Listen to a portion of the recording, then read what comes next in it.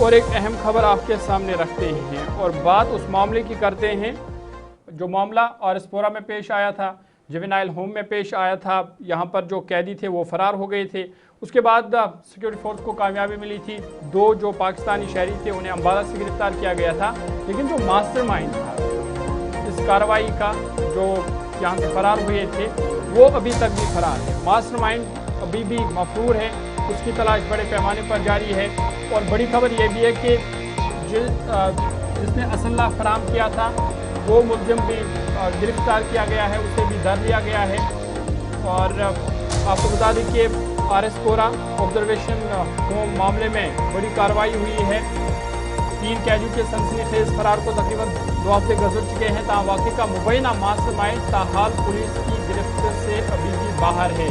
Police के मुताबिक मकामी गैंगस्टर करणजीत सिंह और कुक्का 16 फरवरी को होने वाले फरार के बाद से मफरूर है और उसकी तलाश के लिए छापे मारे जा रहे हैं। दूसरी जानिब फरार होने वाले 2 पाकिस्तानी शहरियों को अगले ही रोज़ उन्हें अम्बाला से गिरफ्तार कर लिया गया था।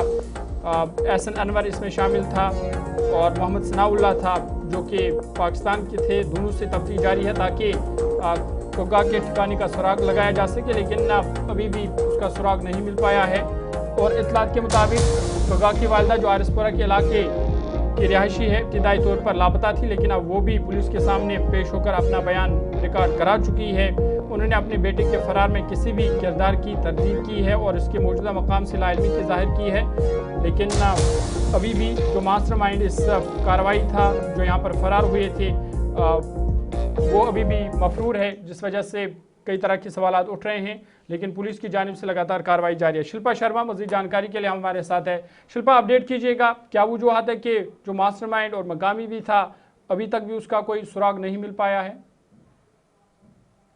देखिए, जिस प्रकार से बाल सुधार गृह से जो 3 जिस प्रकार से आरोपी जो है वो फरार हुए थे और फिलहाल 2 को जो है वो उसी दौरान जो है वो अम्बाला कैंट से पकड़ लिया गया था, जो कि पाकिस्तानी नागरिक थे। लेकिन एक जो लोकल गैंगस्टर है वो अभी भी फरार है। जिस प्रकार से आपने कहा कि पहले ये खबरें सामने आ रही थी कि उनकी माताश्री भी जो है वो उनके साथ कहीं न कहीं फरार हो चुकी है और काफी लंबे समय से जो है वो गायब थी। लेकिन अब जो स्टेटमेंट पुलिस को दिया गया है कि वो अपने बेटे के साथ जो है वो फरार नहीं हुई थी, पुलिस स्टेटमेंट दिया गया है। लेकिन देखिए, जिन्होंने उस लोकल गैंगस्टर को जो है जिस प्रकार से हथियार मुहैया करवाया था, उसे भी गिरफ्तार किया है, उससे भी पूछताछ की जा रही है कि इस समय वो कहां पर छिपा हुआ है, क्या कुछ ठिकाना है। वो पूरी तरीके से इस समय जो है पूछताछ की जा रही है और इसी के साथ जो है वो जांच भी की जा रही है। अब देखिए, जो 2 पाकिस्तानी नागरिक को जिस प्रकार से अरेस्ट किया गया है, यानी कि जो भाग गए थे, तो उनसे भी पूछताछ की जा रही है। लेकिन अभी तक जो लोकल गैंगस्टर है उसका पता नहीं चल पाया है। जो 6 पुलिस पर्सन है उन्हें भी इस समय जो है पूछताछ की जा रही है, जांच की जा रही है। और इसी के साथ जो बाल सुधार गृह है उसमें करीबन 6 से 10 पुलिस पर्सनल जो है वो वहां पर तैनात किए हैं कि दोबारा ऐसी घटना पेश आए। देखिए, इससे पहले भी मैंने कहा था कि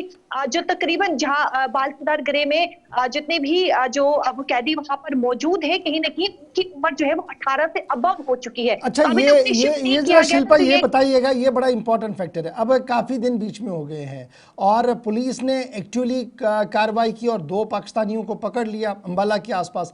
उनसे तो पूछताछ हुआ होगा ना कि हाउ दे मैनेज दिस, कौन कौन इसमें है, हथियार कहां से आया, क्या उसके बाद वो जो एग्रेशन होना चाहिए था इस केस के अंदर वो दिख रहा है, या अभी थोड़ा ठंडे बस्ते में रखकर आहिस्ता आहिस्ता करके इसको हल किया जा रहा है?